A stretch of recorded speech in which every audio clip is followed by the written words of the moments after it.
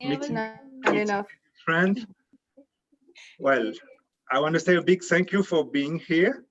It's going to be a small group tonight, and this is amazing because you guys are going to get so much more value. We're going to make it really participative and really deep. And this is my favorite subject of the world, you know, love and relationship.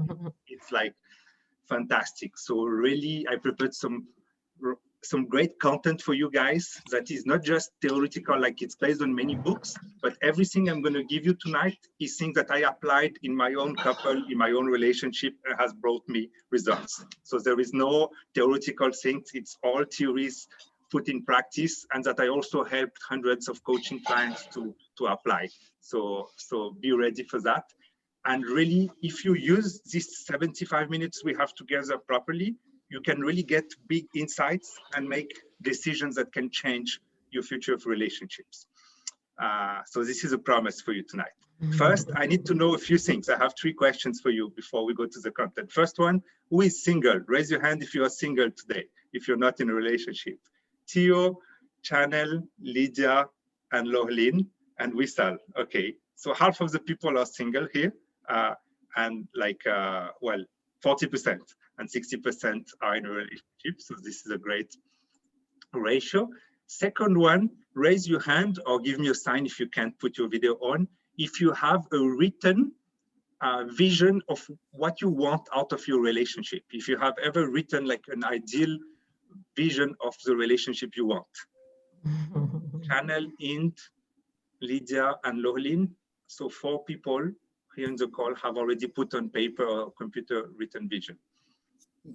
Great.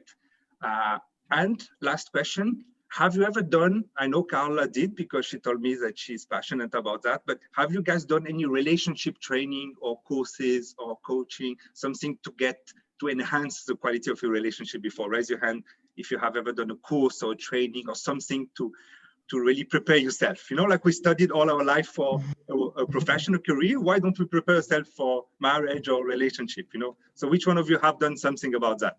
Course, studying, course like this? No one. So it's your first, except from Carla, it's everyone's like first day at school today. Okay, great. So thank you for the opportunity to accompany you guys on this journey. And the first question I have for you is really, where are you today? I will tell you about my relationships and we're going to look at great contents, but in order to really get to the point where we want to be first, let me share my slide here. I want you guys to tell me in which of these 6 steps you are today. There is only 6 levels you can be in your relationship today. Of course, you don't have to answer. You don't have to answer publicly, you know, if it's embarrassed you. But the first level is where most people want to get to, is where you have love, a lot of deep love, like this profound love, this really love expressed in many languages, and we'll go deeper into that, and passion. You have really this chemistry, you have this energy and this polarity in your couple. And you have both at high level, love and passion relationship. Anyone here living relationship at level 1 today and is comfortable to publicly talk about that? Anna and Deborah. Okay, that's great. So this is like a magnificent relationship that most people want to have. But what happens is that statistically, you know, after a few years in a relationship, you maybe move to level 2. At least if you don't study and don't understand really how to make the best out of it, and you don't put energy and effort there is a high probability that you move into level 2, where you still love each other, you know, but it's not the passion. And most people, which one of you have heard already someone say, you know, oh, after so much time together, it's normal that you don't have the same like passion? Have you heard that somewhere before? Yeah, it's quite common, right? So some people don't believe you can actually maintain passion after many years of marriage or something like this. So naturally you can move to stage 2, where you really love the person, like you deeply care for them and you want to make it work, but it's not, you know, the honeymoon stage where you say, oh, your socks on the floor is so cute. Now it's like, clean your socks, you know, you're not in this kind of same forgiving mood. Then you have level 3, where it's really love is starting to go away, and or maybe you still have this love, but it's a different kind of love. It's not the intimate love anymore. You're friends, you're flatmates. You live in the same flat, you share the bills, you share the space, and really you don't have this intimacy and this polarity and this high passion anymore. This is what happens in marriages over time, and this is what we call the separation phase. There is a work there from, I will talk later, from Hussein Danesh about this natural process that happens if you don't do anything about it. Then, excuse me, Alex. How do you translate flatmates, colocataire? Oh, in French, it would be like on est colocataire. Colocataire. So it would be like we love it. If you choose a colocataire, you want to have a person that you have a good time with. When I was in London, I did interviews to join colocation, and you don't want to have someone you don't have anything in common with. But it means that you don't have this extra thing of the intimate relationship. And then level 4 is when maybe some of you are there, I don't know, maybe you don't have to tell it in the group right now, but I've coached some people that were there that you're planning your escape, really just wanting to find, like, you're trying to get out of a relationship. This is somewhere you can be. Number 5, where it's you're single, but you want a relationship. Maybe you're in a dating site, maybe you're meeting new people, or maybe you're not doing anything, but you really wanted to meet someone. Anyone here wants to meet someone, want to create a relationship, is wanting to be matched? Yeah. And then you have the other stage where you're single and you want to stay single. You don't want a relationship. Anyone there today? Chanel is in between. Wissal is there. Okay, that is great.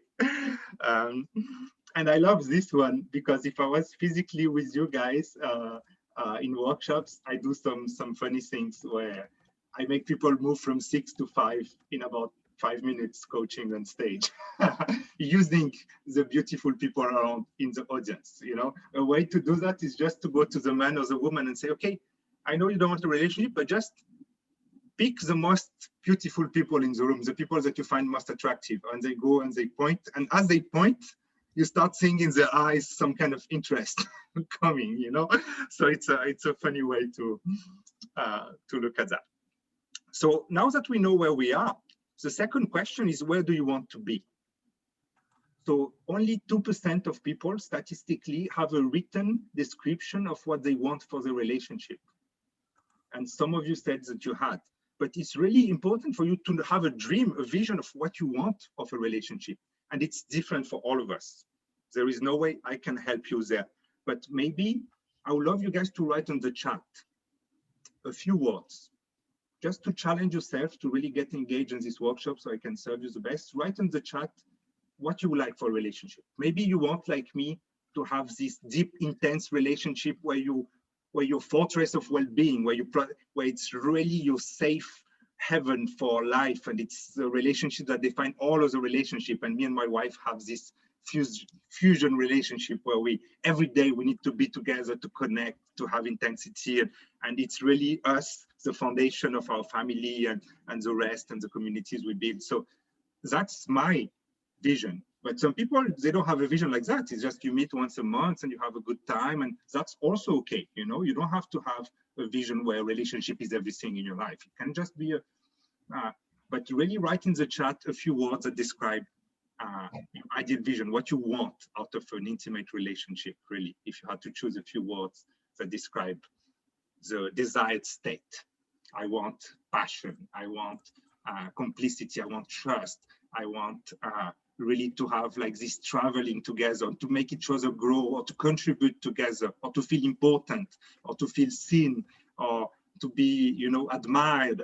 What is it that's most important for you? Really focus on the number one thing you want from a relationship. Se não tem os textos escritos nas peças, acho melhor não anexar não, né?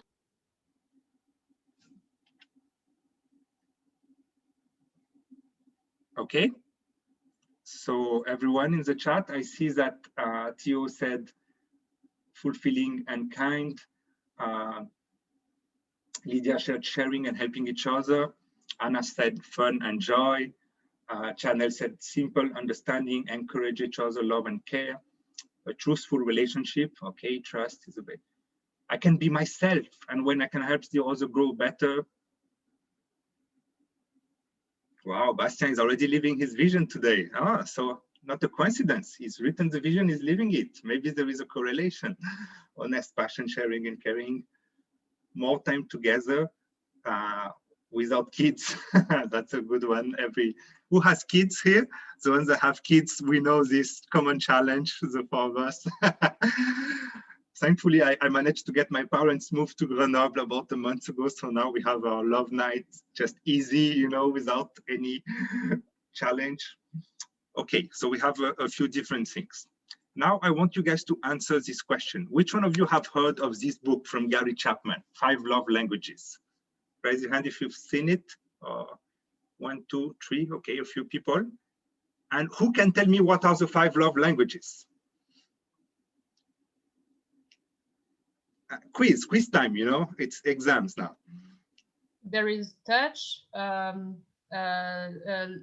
the words like everything like kind and nice that we're going to say. Acts of service, words of affirmation, validation, yes. Yeah, thank you. And I don't remember the last one. Who I can think share? It's to give and receive, to do things to others, something like that. Gifts, yeah, gifts is one. Service to others is another one. You have the answers here. Word of affirmations, gift, acts of service, quality time, and physical touch. These are the 5 love languages from Gary Chapman, which is a classic.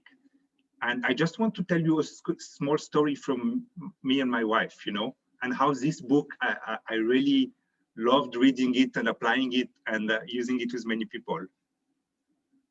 I was watching my extraordinary vision of my couple before the workshop today. You know, I have 5 pages of my ideal vision and I have so many pictures and I have 7 pictures. And out of the 7 pictures, 6 pictures of ideal couples in ideal places, they were touching each other. So this tells you that physical touch is my #1 language. It was unconscious. I didn't think about it when choosing the pictures. But for me, it's really about physical touch. So what is the mistake I made in my early relationships and marriage? I went to my wife without knowing what her language was, and I gave her love in my own languages. Who has done that? And there is nothing wrong. My intention was to give love, but my wife's language was acts of service. So really what's sexy for her is me washing the dishes, cleaning the flat, going pick up the kids. This is what turned her on, you know, in a sense. And so I would come from work, I would see her cooking dinner, something like this, and I would come and hug her and kiss her.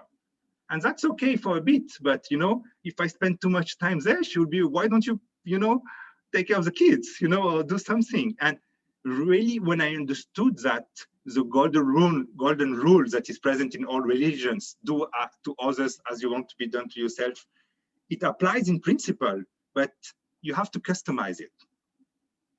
So really first write down your love language in the chat. You have here something to help you really understand what is your love language. And of course, we need the 5. If you express love to your partner, you need to use the 5.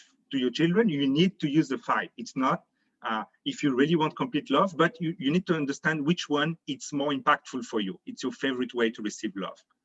So please write in the chat, and then I will help you understand even more precisely inside this factor, this language, how do you make it 10 times more powerful? So please write in the chat affirmation, touch, gifts, quality time, or act of service. What is the way that you prefer to receive? Question? Yeah. Is it the one we prefer to give or to receive? It's supposed to be the same. So it's what the way you like to receive is what you will naturally give if you don't know the other person's language and how to adapt it. So I was giving hugs to everyone, you know, and in Brazil it worked well, but in Finland was not so appreciated my way to give love, you know. So it's like you have to adapt to the other person languages and context. And here you can imagine how frustrated I am that I can't touch you guys.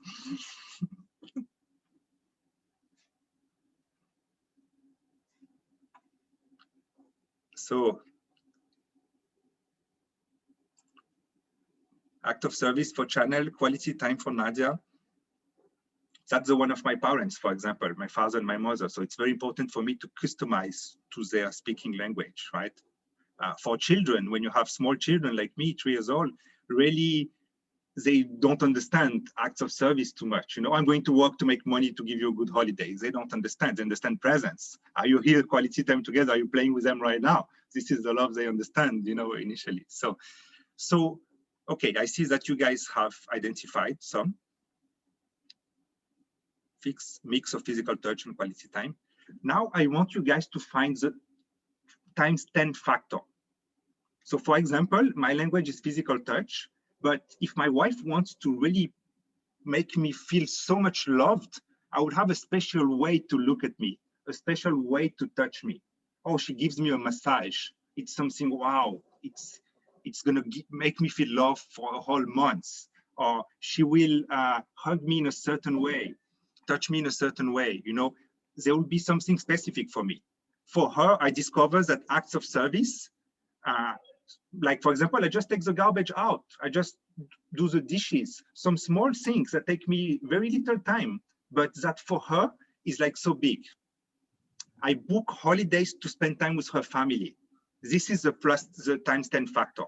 So I make something, I call her mom, her father, I connect with her, like her family is very united. So when I do an act of service that helps her feel closer to her family, then it's like 100 times factor. You know, when I kiss her with my language, I get 1 point. But when I do that, I get 100 points. Do you see what I'm saying? Do you get the difference of intensity? Do you want to waste your time and your energy speaking a language that's not so effective? Or do you want to find your partner's real language? And inside it, do you want to find the exact way to give it? Maybe it's word of affirmation and validation, but do you know how they like to be called? Is it baby? Is it my love? Is it sweetie? Is it my dear? Having the exact word that makes the person feel most loved. This is a question that's $1 million question. Ask them, you know, how do you like to receive love? And be strong about it. Go deeper and really ask, you know, more precisely.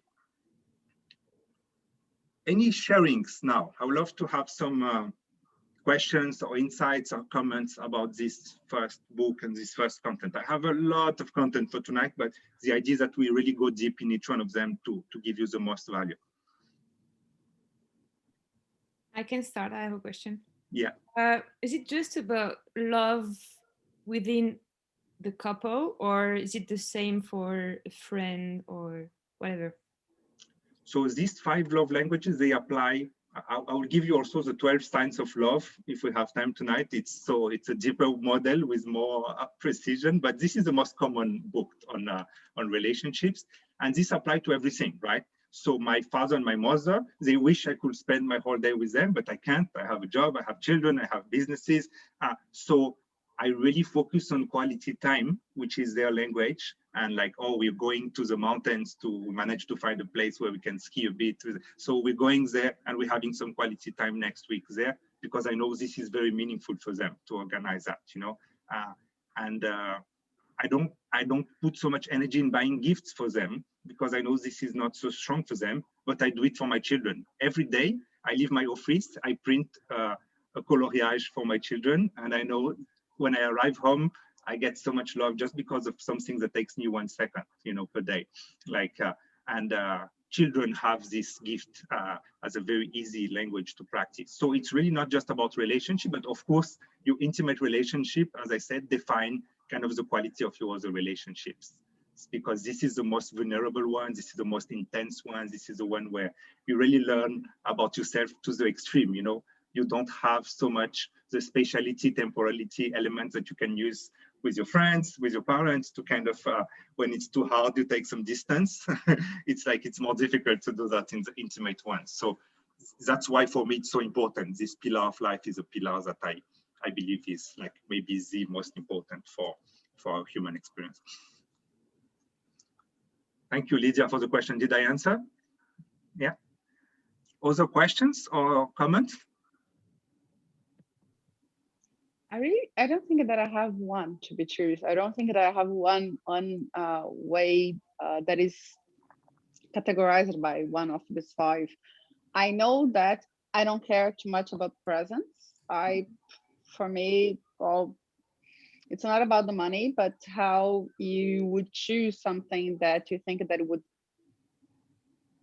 pleases me in a way. But I know that I'm a terrible liar, so sometimes I even prefer not to receive gifts, because since you can see in my face if I don't like it, and it's not very nice, you know. Yeah. So my husband came one day when we were celebrating our 10-year anniversary, I think, of marriage or something like that. And he gave me one trousers from Africa. That is really like $5 or something like this. And also he gave me the same day a diamond ring completely. And I was much more excited about the trousers than the ring. And he was a little bit disappointed. So for that day, I asked not to much receive, because I don't like. But the other one, I don't think that you can actually separate a lot, you know, the physical or the service. Or I think it's when you are in a relationship for a long time, you fusion, you mix everything, and this is what makes a relationship complete.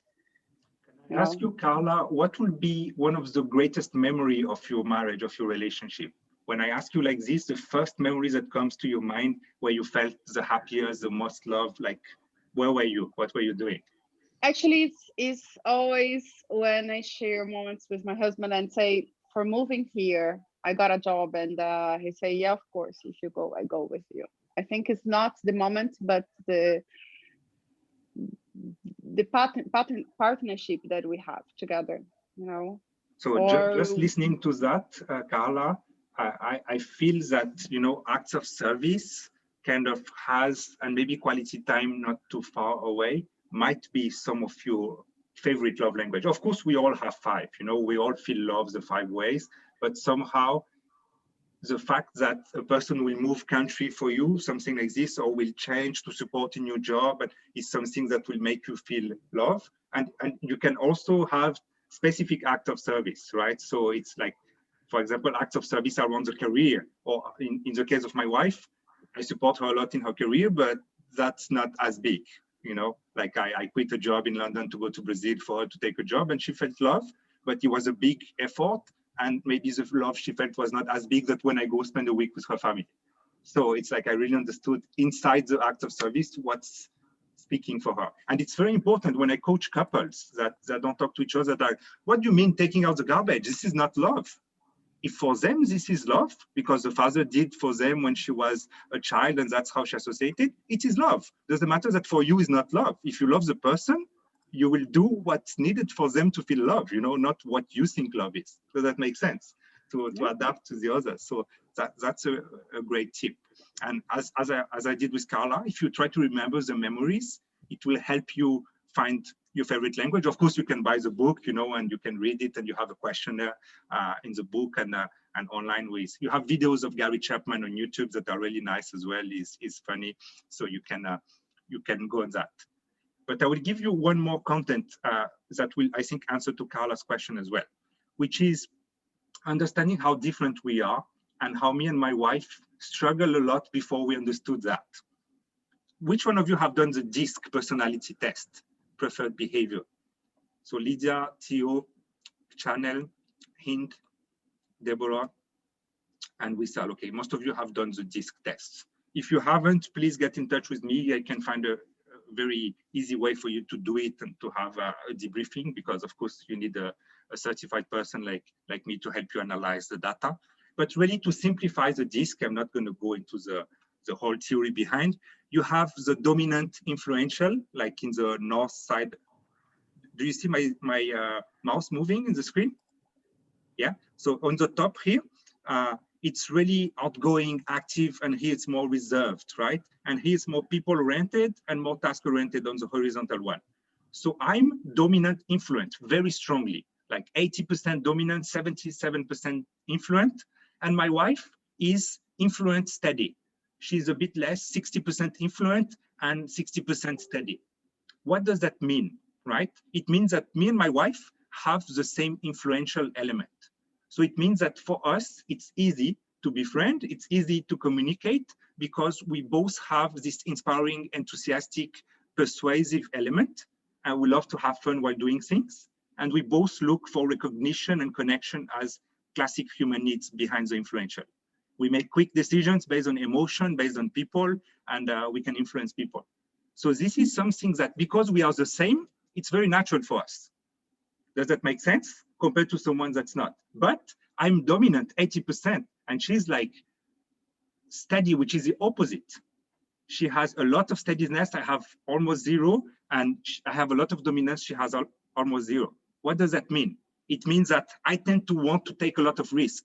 I like to control things, and I'm result-oriented. She's not. In the other side, she likes stability. She likes to be patient, to plan things, to do it together, to really like the people are the most important. Like you're the good friends that really listen. And I'm like driver, competitive, doer. Let's do it now. Just do it. Can you imagine the kind of clash that we can have because of this different of needs and preferred behaviors? Can you imagine what we suffered based on that?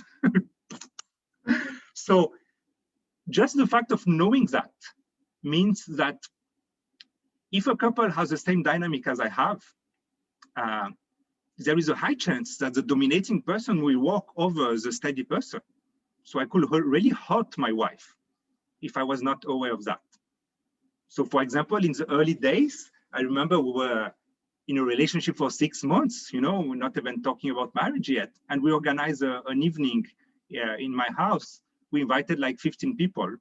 And for me, it was, okay, let's do it. So the food is there. Okay, the people is there. Confirms there. Let's have the program. It was just about doing it and too fast. And like, this was stressing her. She wanted to be prepared in advance, plan the event, you know, have like do it together, really. And this was a lot of tension and clash. We really had a bad evening, even if you have 10 friends over, and we discovered that.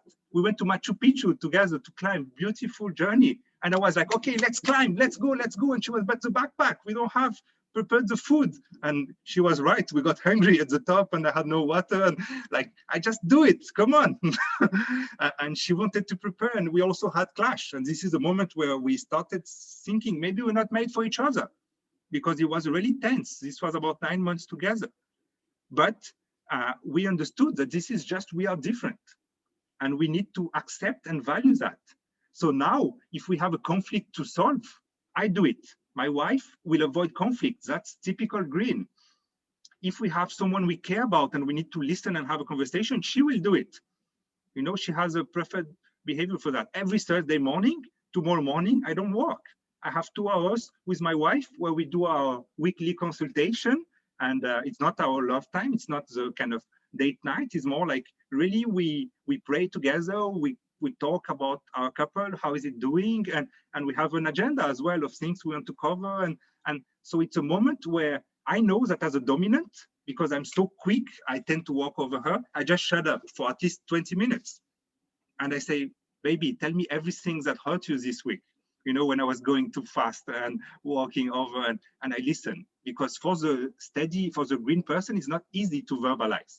As a dominant, if you annoy me, I'll tell you, come on, you know, mute yourself right now, or turn your video on. But a steady person will not, will keep inside for a long time before he manage to say. So I have to force and create a space for her to feel comfortable to tell me everything, all the feedbacks I need to receive. Are you with me? Does that make sense to you, what I'm saying? Cool. So I will give you 5 minutes in breakout rooms, 3 people in each room, to share a bit the insights you have and maybe any decisions that you feel you want to make already from the 5 languages of love, from the specific ways of being loved, and for this profile of understanding different preferred behaviors. Okay? Is that good? Just to have a bit of a sharing between you guys. So please turn your video if you can, so I know if you're really there, or say okay in the chat if I can count you really as active participant of this workshop. Denise, Anna, Lohlin, and Anna. Are you present? Yes? Cool. So I'm splitting you in 5 rooms of 3 and 5 minutes starting now.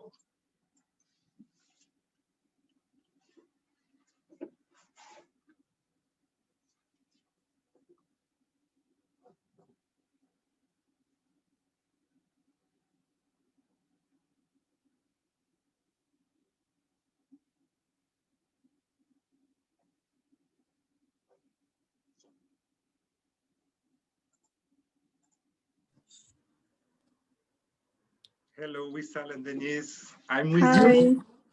Hey. I don't know if Denise is with us because. Oh, she's not here? Okay. Yes. It's the 2 of us. That's okay. Tell me, any insights for you so far? What has touched you? Well, yeah, I think that like the language of love, I always tend to love to give people gifts, and like I always love to have beautiful gifts made personalized, like for that specific person. And the longer I invest in it, the more I'm happy while I'm giving it. So I never really thought about it, but now that I think about it, every time that I'm with a person or I have a person that is important in my life, I tend to always give them a lot of presents, and that doesn't necessarily mean as much to them as it does to me.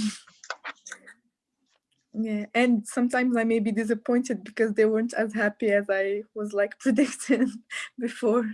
So I never like thought about it before. For me, if like someone gave you a gift that was made like homemade and that they had invested a lot of time and energy in it, you have to love it. Like it was for me like generally I assumed that was true for everyone.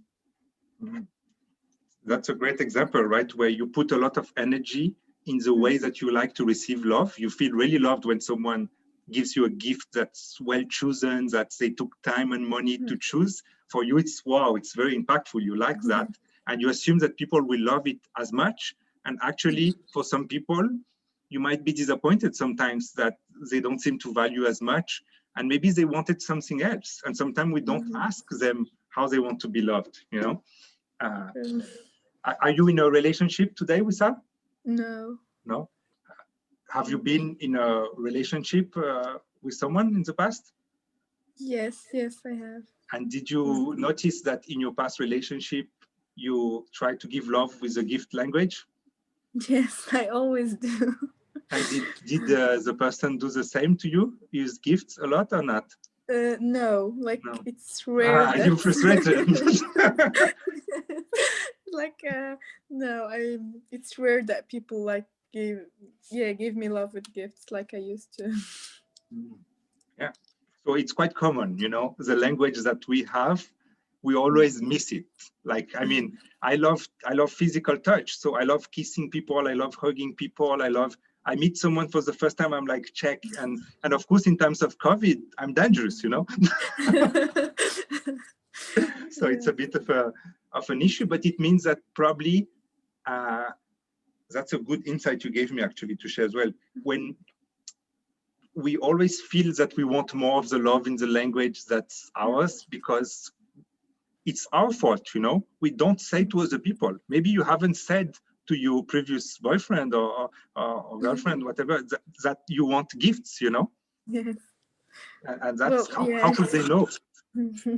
And I'm the kind of person that like if someone does something just because I said it, like it loses its value. So if I say to someone I want a gift and then they give me a gift, like it doesn't mean anything for me. It's like the fact that they thought of doing it.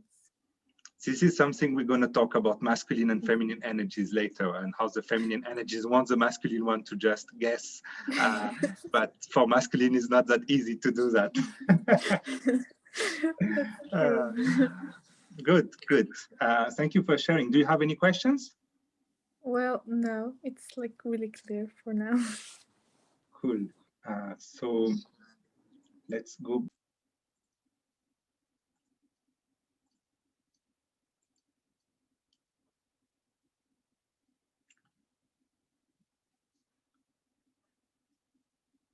Are you comfortable sharing with Sal to the group, to the bigger group, what you shared with me? Yes, sure. Yeah. Quite insightful. Thank you. Okay.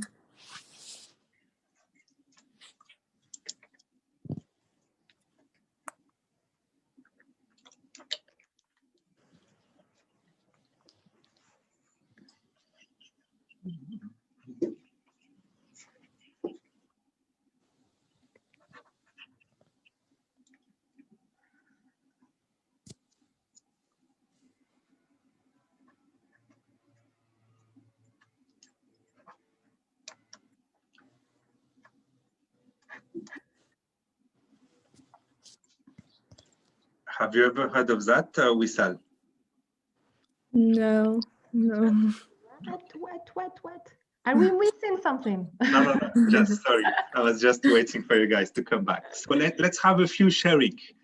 Who would like to share about, insights for the group or any questionings that could help everyone go a bit deeper in that? I can share. Anna, please. So we talked together and we talked about the love languages, and I think most of the women are more quality times than men. And yeah, it is something that is really strange because we know that men needs more than quality times, or like Nadia said, her husband always give her gifts, but she doesn't really want it. It's not what she needs to be happy. And yeah, I just realized that every woman is kind of quality time person. So we'll talk about this a bit later. It's not woman, actually, it's feminine energy, right? Mm-hmm. So we will go a bit later into masculine and feminine energies. And in my groups, they were talking about also the woman wanting the man to guess the love language, not wanting to tell him exactly how. And we will see that this is very feminine energy, and that the masculine energy, unfortunately, doesn't have this ability to just guess and doesn't have this level of intuition. And that's a big problem in the polar. But we all have masculine and feminine energies, right? I have a lot of feminine energy as well, and that's why I'm able to coach and do my work. And so there is a test I will show you for the ones that want to go a bit deeper on that. Any other sharing from the groups? I can go if you want. Okay, Theo. In my group, basically I speak a lot, so sorry for the others, but we were talking about, like I was talking about the fact that even though I think all these sort of cases are really great to try to sort what you are liking or not, and what is important for you, it's really hard, because when I look back at all my relation, there are a lot that got nothing in common and that were all really great. So I feel a bit lost. I don't really know if I change, and this is something totally possible, or if it depends on the person that I'm with. And even if I look at my friends, we don't have the same relation with all my friends. There is no one that is like better than someone else.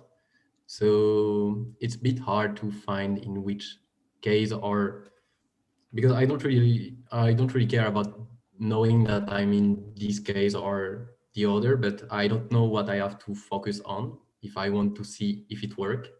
So this is the main problem for me. Thank you, Theo, for sharing. This is really profound. You're going beyond this. So you're going to really, at the core of a relationship, you need to have something that unites you. Of course, love is the supreme magnetic force of the universe, but you need to have common values. So me and my wife couldn't be more different. I love entrepreneurship and business and risk and public speaking, and I'm a fanatic of personal growth, and my wife loves a quiet life, agriculture, doing cooking, the own things, the garden, like holidays, like waterfalls and nature, and like we have very different interests. We don't read the same books. We don't we could say that we don't have much in common, but we have common values and vision of why we exist and what we want to achieve in our life. And we also have enough difference to keep the polarity. So we are similar and different enough. There is a magic balance to find there that it's very profound what you're sharing with you. It makes sense. Plus, you like to learn with each other, no, Alex? Of course. For me, I don't have anything, or I didn't have anything with my husband. To be true. About growth, you mean about learning together? Yes, that is why the person is interesting, because it brings something that you are not, another perspective. Mm. So maybe this is why he likes someone that it's completely different for him. Mm. You know, even the value I learned with my husband, a lot of family value that I didn't have in my house. So I will give you in a minute a content that will help you with that. I will help you understand the different source of motivations that you and your husband might have. And this can be very useful to manipulate with good intentions, you know, so it can help you get the other person around what you want to do if you have a pure intention beyond that to understand what motivates them. So I will answer to that in the next slide, actually. Just anyone else want to share something from the groups or from your personal insights or decisions? I could share. Okay, Wissal.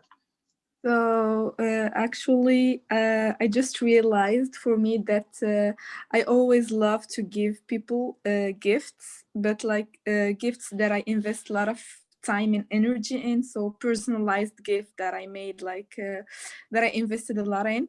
And I expect them always to like them and to be happy as I am when I give them. But it's like just now I discovered that it's not always true, and that like not everyone would be really happy if you gave him like a gift you made yourself or you invested a lot in. And not everyone will give it to you. Like Alex said, you have to ask for it, and we girls don't see the value in something that we asked for me personally.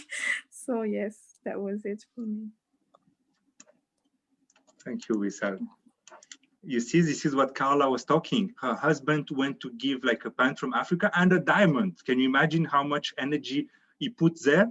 And for her, I mean, with this diamond, if he had invested in a romantic trip, the two of them they could go to a seminar and learn about growing. I don't know if she likes meditation or cooking or something that's interested in her. Her eye could have been shining more than the diamond because it would be quality time, maybe, or growing together, which is the kind of quality time that she maybe was looking for. Contributing maybe together, going to a place and building a school together, maybe even more. I don't know, I'm just guessing. But, you know, this is the kind of things that when we understand, the factor goes time 100. And Wissal was, maybe sometimes we are in relationships where we don't want to ask. We don't want to say to the person, this is how I feel loved, you know, give them the key of your heart so they can open it. Literally, you know, this is very important. If you don't ask, if you don't say what you need, it's very hard for people to be able to serve you best.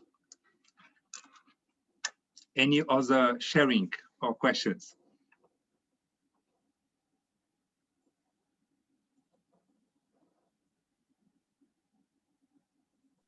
Can I add something more? Yes, Anna, please. I think that the problem for me is more about the fact that he's not listening enough. Like, I think I'm really, really expressive. Like, I'm trying to get him out of his comfort zone. Like, he doesn't really like to be around people, or as simple as traveling. He doesn't like that. Like, I proposed him to go to Bahamas, and then he said, like, why go in there? We can go to Madagascar. We have also beautiful landscape there. And I was like, don't you like like just seeing new things, just sharing things with me? Like, yeah. And it really frustrates me. Like, why doesn't he just listen to me and accept that that is what I want, like really. And yeah, that's one of our problem. I don't really think that he knows that it is a problem, but for me it is one. Yeah.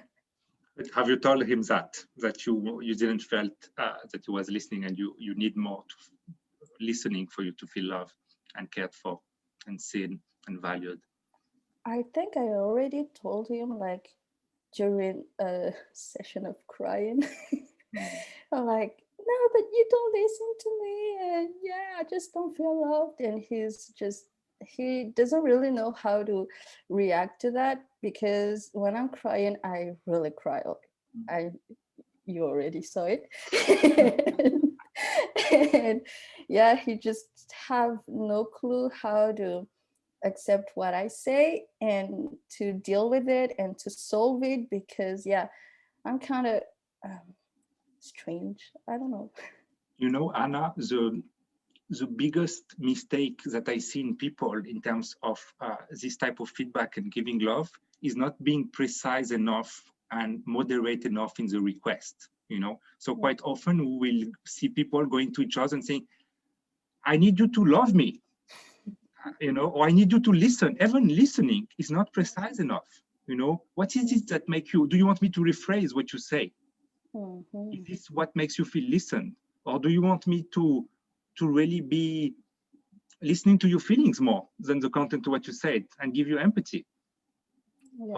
Or you know, or is it about me being in silence and not interrupting you? This is very different. If you know that me, which one of the three makes you feel most listened to, I can't give you what you want. And it seems too much to me if you want all of that at once. It's like, it's also scary. I can feel neediness, and it can, you know, when someone wants too much from you, then you're like, you don't feel like giving, you know? Imagine I come to you and let's go out tonight. I really want to go out tonight. Let's go out tonight, yeah? It doesn't give you so much desire to go out with someone like this, you know? But if I say, let's grab a coffee someday, you know, I'm more detached. It's less scary, you know. So it's about also managing your own needs and emotions and being able to not put too much in the other person, so you can get what you want slowly, step by step. It's about building. Anna, you wanted to share the other Anna? Yes, Anna number 2. Hi, everybody. And sorry, Alex, for being late, but yeah, I'm happy to have you, Anna. Thank you for coming. I just wanted to add, because this is something that we discussed also in the group, and I really think, in addition to what you mentioned, what is, I think, super important is that we don't try to communicate from the standpoint of blame, rather than actually having, you know, a conversation in a calm environment and give this feedback. Because of course, when a woman is crying, and I've heard that very often, it's considered to be manipulation, you know. Then the man is by default already closed up, you know, because he's already feels like, okay, he made something wrong and he doesn't know what to do with us in this moment. Actually, the best thing is to give a hug, right? But they often don't realize. So that's one thing, you know, that we need to learn how to communicate without blame. And another thing is also, as you mentioned, how do you know what exactly to communicate? How do you know that this is your exact need? Because very often we are not conscious of it. You read the book of the 5 languages or the nonviolent communication or whatnot, you wouldn't be fully conscious. Oh, this is the need that I don't have fulfilled, and hence I don't feel happy.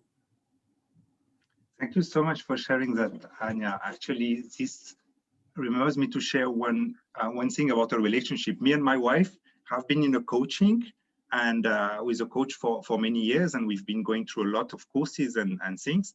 And once we realized that blame, as you mentioned, was something that we use as weapons against each other. So we had guilt-inducing behaviors. So in her case, it was about victimization. So she will cry and she'll be like, you know, and then I would feel so guilty when she will do that. Sometimes she will do it unconsciously, but just to hurt me. And on my side, I would be more rigid and tense and, you know, just, yeah, of course we can do it, to make her lose the connection. And I knew this will hurt her and unconsciously as well. So when you put your weapons down, of course, sometimes we take our weapons again, but we're more aware and we see it coming, and we give a sign to each other, and we're able to like, okay, we can fight, but without weapons, you know. If not, we can get killed. So it's like, it's a great insight you reminded me there. And I invited my wife to come tonight, actually, to the workshop. Remember, she's stable, steady, green. So she said, oh, but you're starting a group next week. Some of you are with a group with me for 9 Wednesdays evening. We'll be together going through a book and amazing contents. And I will talk more at the end if some still want to join. And she said, I prefer to go to this group where people are stable with you for 9 weeks, and you can already have, I will do an artistic exercise with them based on the content of the book. And I want you to gather expectations from them, what they want from me, where I can add most value so I can prepare. She would put like hours and hours into preparing, you know, while for me, really, I just like to, okay, if you ask me to talk about anything right now, love and finance, I just go to it immediately. I found a PowerPoint here, you know, so it's different. She needs time to process the idea of coming and prepare and gather information. And so some of you will be able to have a bit of a workshop with her as well and tell a bit more from the other side of our story, right? That would be interesting. Cool, so let me share my screen. This is really cool content. Any of you have heard of this book, Types of Men and Women, of course, by Edward Spranger? Raise your hand if you heard of it. No? So this is a study, very profound one, about the sources of motivation of people. It's based on PhDs and really, really deep academic. That there is kind of like 5 biggest, well, 6 actually, yeah, 6 different sources of motivation that we all have in different intensities. And this can change. This is not the deep core values that I won't talk about today, but Theo mentioned a bit, and it's like the core of our unity when we choose a life partner. But me, for example, I'm very utilitarian in general, and I'm very individualistic as well. So for me, I love to make money. I love to be efficient with my time.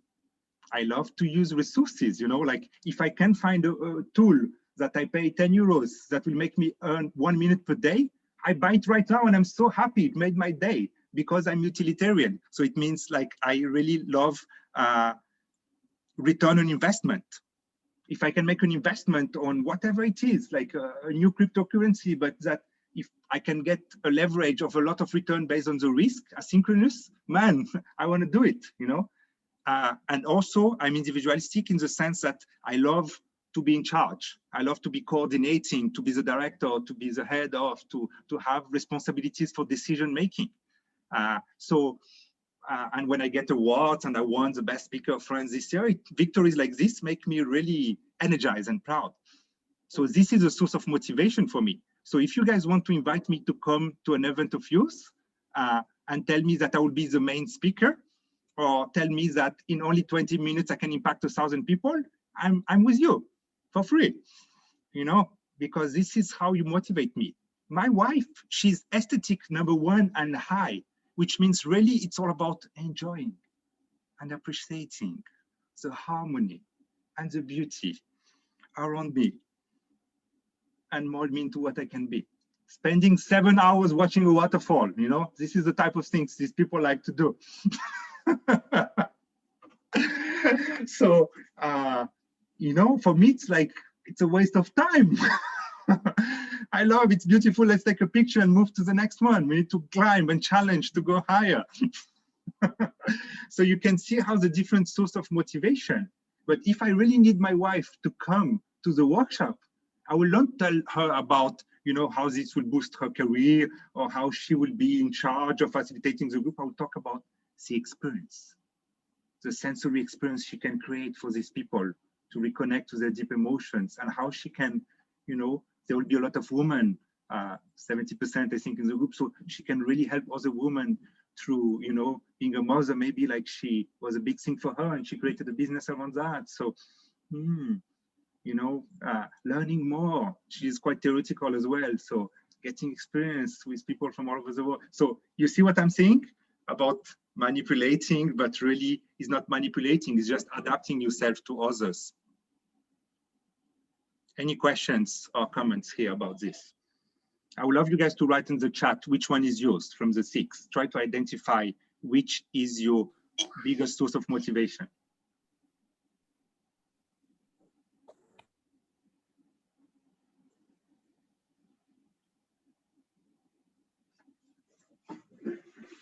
Alex, I have a question. Yes, please, Lydia. I don't really see the difference. I mean, I see the difference, but they seem to be related. The utilitarian and individualistic motivators. So I have a movie to recommend for my coaching clients about each one of them. The individualistic is really about power, and a movie could be Troy, you know, where you have Ulysses and the warrior that comes and fight and is like just a bit arrogant sometimes. But it's none of them have negative elements. It's just that the person likes to have power, to be the one, to be in charge, you know. So if you have an employee with that, you don't need to increase their salary. Just give them a business card with a title. They feel happy. They feel much more motivated than anything else. The other one, utilitarian, it's really about George Clooney in the movie Up in the Air, I think, where he's traveling and he teach how to go next to Chinese and not to moms with kids in order to go fast in the airport, and like very prejudice-oriented scene, but it's really about efficiency, you know, and making the most out of the resources you have. So I have both, and I gave my example with both because they are my top motivators in general. Some periods of my life they were not, but in the last 10 years they kind of stayed at the top most of the time. Okay, because I thought that impact could be both, but maybe the difference is that the utilitarian has a real impact, whereas the individualistic can think he has an impact, but in fact it doesn't. I mean, there is not the real effects. I can see where you're coming from. If you talk about impact, that's not a word that a person utilitarian is a individualistic will use. That's a word from the social person. So I guess you're probably social. You probably are interested in the difference you're making in the world, or you care about other people and how they feel and how you can make a difference through your work or through your relationship. I don't know, I'm just guessing here. But no, I wasn't thinking about positive impact, just general impact. The utilitarian wants to have impact on what it does, whereas the individualistic, he can think he has an impact, he is important, but it could be just an illusion, just a social position. You see what I mean? Yeah, but the way you speak, you know, show me that you're not individualistic, because there is beliefs around that an individualistic wouldn't ever agree with your speech. Yeah, I'm not just, I'm just trying to see what are the difference between the two. But for the individualistic person, it's not an illusion, you know. There is one person in charge, and this is the guy. The other ones, they suck. Okay, I see. Okay, cool, thanks. So what does it say on the traditional? It's just cut off there. If you could. Oh, sorry. Yeah, the traditional. In some books, it's called religious as well, but it has nothing to do with religion. It's really about influencing the people way of seeing the world and values and kind of, you know. So it can be connected to if you have a religion and you want to really get people to believe in what you believe, that could be the tradition. Maintain you need a structured environment where people believe the same things to feel more energized in a sense. There is a bit of safety behind that. I mean, it's just one element here. Does it relate to leadership? Sorry? Does it relate to leadership? All of them relate to leadership, but there is none of them that's more. So when I do leadership coaching with like founders or CEOs of company, I will use the DISC to understand their behavior, and I will get 360 assessment from the DISC, from family, employees, clients, friends, to get the different visions, how people perceive their behavior and how they perceive and how it can adapt. I will do this to understand what motivates them, and I will do, this helps me a bit with the leadership, but I will go a bit more into, I will use MBTI and I will use core competencies to really talk a bit more on the leadership styles. But really the DISC actually has more influence on the leadership than the types of men. because you will have a leadership through dominance, through influence, through steadiness. So you will manage people more using methodology and systematization, or using planning, or using influence like connection, human one-to-one, or using authority. So it will be based more on the disc. The previous one will be more directly connected to perceived leadership from the team, let's say. But yeah, leadership is everything. You know, everything we're doing here is about leadership in the sense. Theoretical and social, social and theoretical. Oh, interesting. Yeah, maybe because I didn't brand it business enough to attract the other people there. So cool. Any questions? Any comments? Are we still alive?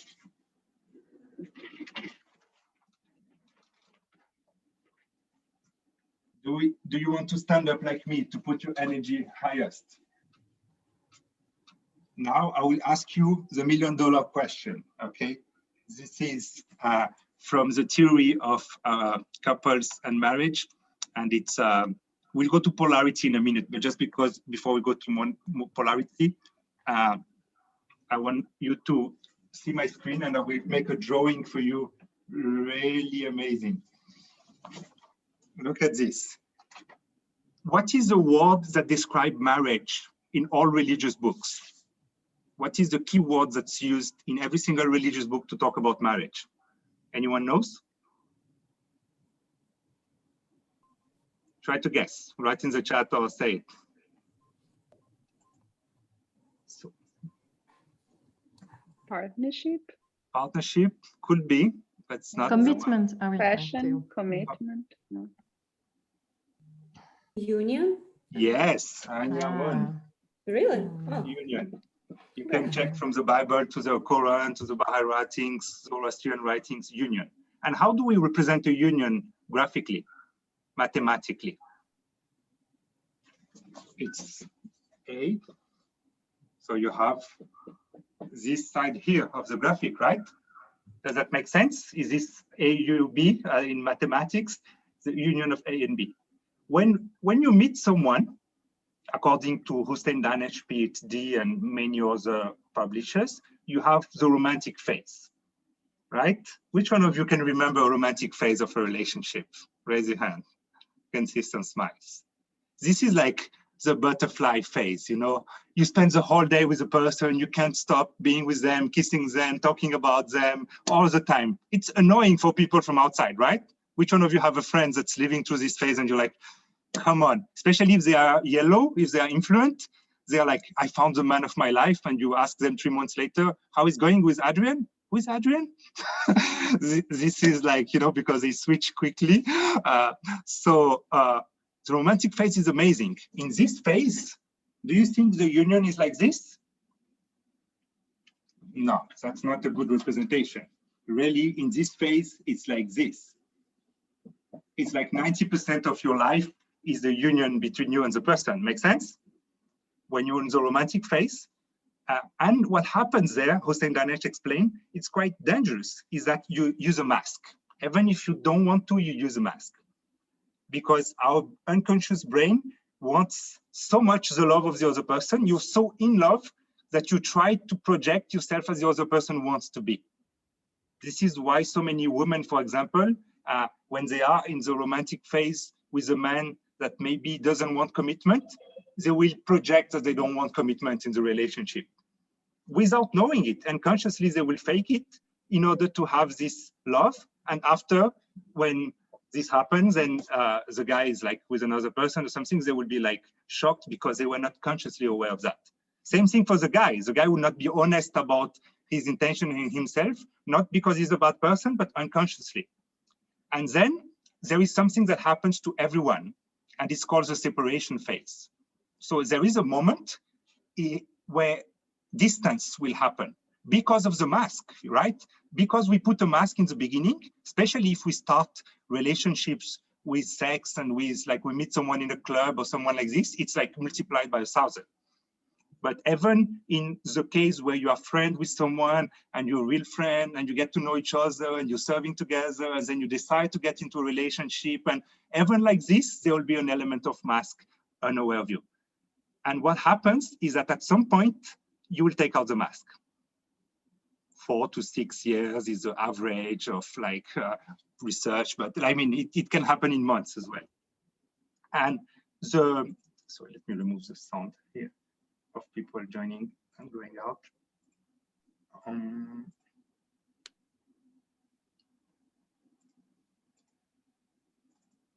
Okay, so what do you think happened when you remove the mask? It's the same as getting the bad gift that Carla was talking about, and Anna as well. When you receive a beautiful wrapped gift for Christmas and it's big and the person say, I love you, I bought it for you. What do you see inside? You see what you love the most. I will see like, I don't know, a trip to Thailand, the latest video game. And then I open it and there is a frying pan. And I'm like, what the fuck, you know? I don't feel loved with that. But maybe the other person loved it and thought that I would feel loved with that. Are you with me? Does it make sense that this happens when you take out the mask? So it happens that necessarily the two people will go away and the union will become much smaller than what it was. So it means that there is no way around. Separation phase is going to happen to every single of you that get married, that stay in a relationship with someone for a while. So the big question, the million-dollar question is this one. What can we do to overcome this separation phase, knowing that we will get distant from each other? There is no way around that. We will take our mask and romantic ideal phase will happen and passion will decrease for a while. I mean, it doesn't have to decrease necessarily, but we will get distant from each other. So anyone can give me the mathematical answer. The AUB, which used to be 90%, which used to be big, now is getting small. People have their work and their friends and the babies and the interest and so many other things taking space in their life, and they naturally go away from each other. What do we have to do to come back? Is it possible to come back? We, like the two circles, they got away from each other. Really, they got distant from each other. So they are more distant than each other, so they can have the same amount of unity if something doesn't change. What needs to change? Anyone guess? Carla talked about it. For me, communication is to learn, is to adapt, to choose what it's that you like to be and apply for yourself. And if it's improvement for you, why not? If it's not, you have to tell. You have to find a middle way. Exactly. She said the key word: learning, growing. Look at these two circles, which has a marriage that's almost nothing. When they both grow, what happened? I know my drawing is excellent, right? But yeah, okay, let's not use that. I should have done it in Zoom. But you got the idea, right? Growing is the only way to have a union that grows, that is maintaining the level that you had initially of love and maybe go beyond. If you don't grow together as individual, if you don't develop yourself, both, I mean, if only one develop, it already works. Even if your husband, your wife doesn't want to grow, you can still increase the union just by yourself, mathematically. I have a question. Mm-hmm. What about lowering your expectations at the beginning and then growing from a smaller basis? Okay, I have a question for you, Lydia. Imagine your daughter is 16 and she's falling in love with a guy and she's like, I found my soulmate and the man of my life. I met him yesterday and today we're going for dinner. And you come and tell her, oh, come on, you're just 16. This guy is not even aligned with your values. Come on, don't expect too much from him. It's probably just, you know, do you think this will work? No, but if we are more mature, then you know it's just passion, and then you are influenced by like irrational emotions. So you know what you should expect and you know what's going to happen. And so you try to take it with more distance. I mean, I think you're right, Lydia. It can help. you know? So all of you now today, you know that there is a mask that you're putting on yourself, and you know that the other person is also putting a mask. And because of that, even if you have this, wow, we like this whole passionate romantic phase moment, you understood that if you get married, if you start living together, if you make commitments to each other, that some of it will disappear and that you will have to work on yourself and grow together in order to just come back to something even close to the level of perceived love that you had at the beginning. And I'm saying to you, my level of love and passion with my wife today is stronger than during the romantic phase. But I spend, I don't know, 1,000 hours of training on relationship training. We have a relationship coach that accompanies us for years. We go to seminars. We start the day every day with 20 minutes content of learning. Today's it's about education of children with Dr. Shefali, Conscious Parenting, one of the best courses for children's education worldwide. We do that 20 minutes every morning. But it's not focused on our couple because we decided education of children and then health. But then we have another course in the second semester for couple that we are doing, and we're going to put money and time there. So it's we have high expectations. We want to go beyond that. But it's true that managing expectations is important. I don't have a recipe there, you know. I screw so many relationships before, and where I thought it would be the one, and it was not. So there is a degree of what we can do, and there is an amount of, like, you know, just we create expectations naturally when we're in the romantic phase. It's very hard to not do it because we project. Any comments, insights, decisions?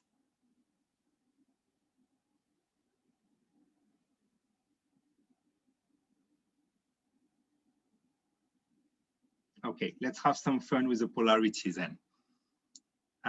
Which one of you have done the polarity test, masculine, feminine energies?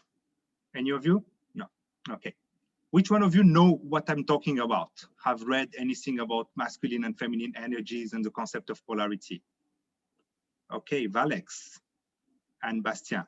Can you guys say something about it? Let's start with Valex. Can you say, what do you know about it? So we give content together.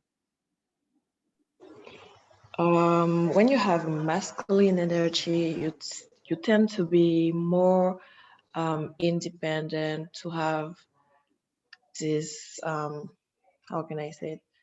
This inner strength that make you, I mean, you tend to impose yourself, like to not be dominated by, you're not influenced by the others.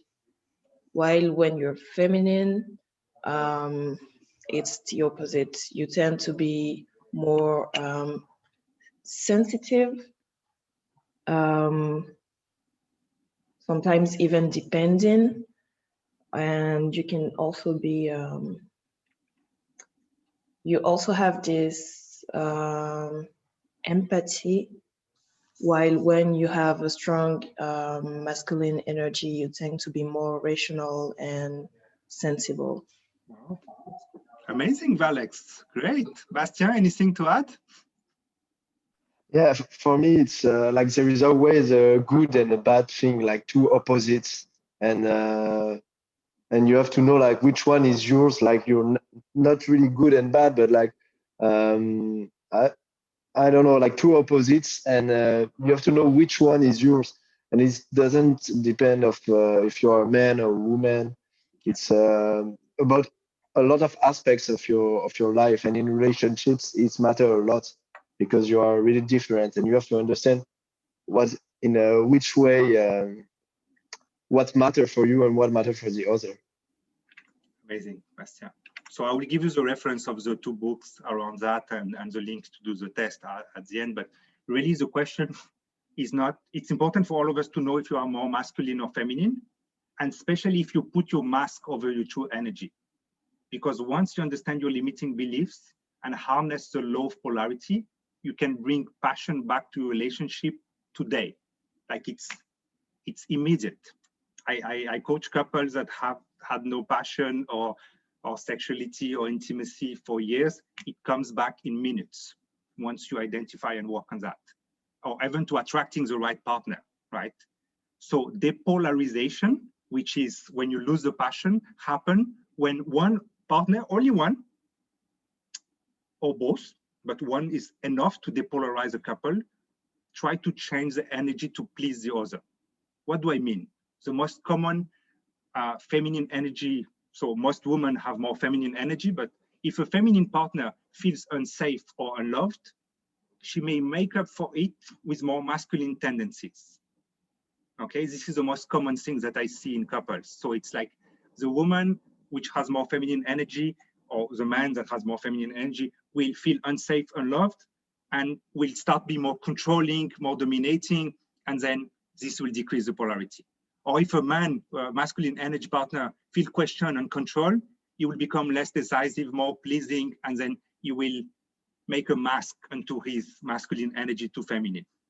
You have no idea how these small unconscious adaptations that we do destroy the passion of our relationships. And you know, when you're level 1, love and passion, it's great. But when you come to level 2, you still love each other, but the passion is decreasing. If you don't do anything like studying that and understanding that, you might go to level 3 where you're flatmates. And then at some point, this is a family destroyed, you know? It's something really important. 60% of divorce today in the US, and every single country, even the countries like 3%, Japan, or have less divorce, is increasing. Divorce is going exponentially all around the world. And this is one of the causes. I mean, there is many causes, but of course, it doesn't mean that the marriages were happy in the past. It's just that now there is less forces holding it together as well. But the level of unhappiness in couples is giant because of elements like that. So I don't have much time here to go deep on this subject, but if you guys are interested, I will give you some links here in the chat. Here you can learn more about these two energies and the common mistakes that we make. Discover what your energy is. Mine is masculine mostly, but I have a lot of feminine. I don't think it's a coincidence that there is many women here tonight, for example. So I have a big balance on that. The books that you can study is these two here. The most, so if you want to have a basic analysis of it, you can go to this one. So Chloe Madans and Tony Robbins together, they have a course on this, and relationship breakthrough from Chloe Madans is really amazing to understand that. She's a recognized worldwide US expert on the subject, and especially for women, but for men as well. This is a very rewarded expert as well, Alison Armstrong, with Living the Queen's Code and the Amazing Development of Man, are the most famous of her publications and books, where you can go really deeper into reflecting about your own energies and how you've been manifesting it. And it's just crazy, you know, it's just crazy to see how many women are suffering because of the inequality of men and women that we men have caused for thousands of years. Maybe your mother or your grandmother told you, don't be dependent on a man, you know, be strong. And because of these beliefs, then as soon as you feel unsafe or unheard, because the man doesn't understand that women are different, you know, like we are the same spiritually, but we are different biologically. Our brain works differently. Our hormones are different. So it's like the law of language and personalities. If you don't adapt to each other, then the man don't make the woman feel safe, and then she becomes controlling, and she closes herself, and then she criticizes him, and then he stops being present. He doesn't make her being seen, and all of this destroys couples all around the world every day, hundreds of couples. So this is a subject that it's very deep. I don't have space and time here to dig into it too much or to do a proper workshop, but I love to explore this as well. My time is really over, so I will just go into two things that are really big, that I can just scratch the surface, but I mean, it's better than to do that than do nothing, you know. So I love this guy. This is my favorite YouTube talk about love. If you want to watch it, just put Tom Price, 12 Signs of Love, and watch YouTube talk. I watched it last night again before this talk, but it's not as famous, you know. It's not like Gary Chapman and worldwide recognized bestseller and everything. It's not many people know Tom Price, but he's a great speaker. I've met him in different countries, and he's really an amazing speaker. And he has this workshop, 12 Signs of Love, where he talks about 12 spiritual qualities, 12 elements, 12 pillars of love. And this is amazing to hear him speak and assess yourself. Are you able to praise? This is level 1. Are you able to say, oh, Anna, you look amazing today. Oh, Lydia, such a smart question. Oh, Valex, I loved your explanation and how you really remembered like key details. And are you able to praise people naturally and a lot during the day? If you don't do that, then you're not giving love. And then if you're not giving love, you're not loving yourself, you're not receiving. There is no love going through you. So are you expressing gratitude? Do you have gratitude in your life? Are you able to forgive? You know, Nelson Mandela is the first one to say, the one that is devoid of the ability to forgive is devoid of the ability to love. And someone that's coming from hundreds of years of oppression and 30 years in jail and forgiving, acceptance, overlooking the faults of others, seeing only the good in them, you know, listening, we talked about that. It's clearly, and seeking to understand before you understood, serving, receiving love as well. It's important to be able to receive. And I mean, these are just some key insights. You watch the talk is much more interesting. And the book, so this is the book that my wife is gonna come and give us our story with it that really saved our marriage, but it's not for tonight. And this is for me, the book that really it's a must read.